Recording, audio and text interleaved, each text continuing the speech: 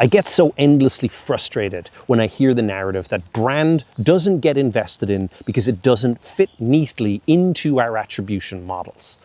And the reason it frustrates me is because it carries a flawed assumption that it should, that attribution is the main measurement for marketing, and that brand has to show up in there in order to be valuable and worth investing in. Attribution is a valuable tool, but it measures the bottom of the journey, the end state, how people get in, what pathways they take to get in. But it doesn't capture the conditions. It doesn't tell you if enough people know you exist. It doesn't tell you if the people who do know you exist actually think that you're a viable contender for the problem they're trying to solve. And it doesn't tell you if those same people actually remember you and recall you when they have those problems. Those conditions determine how big you can get.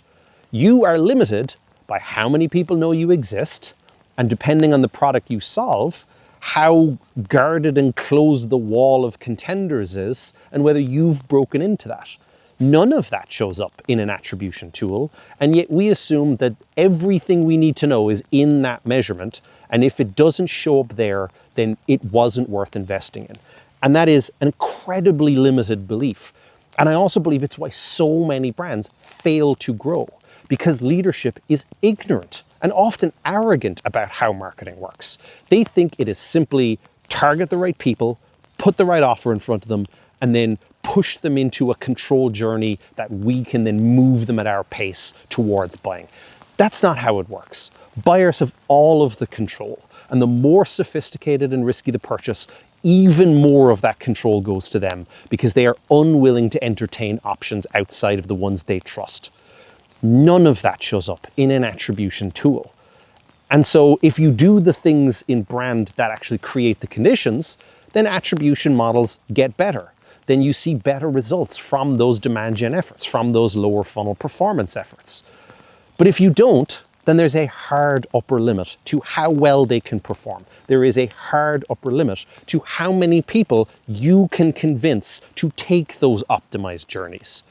That's brand. It's not this nice, wavy, feely thing that we do that adds a little bit extra on top of demand gen. It creates the conditions for it to work at all.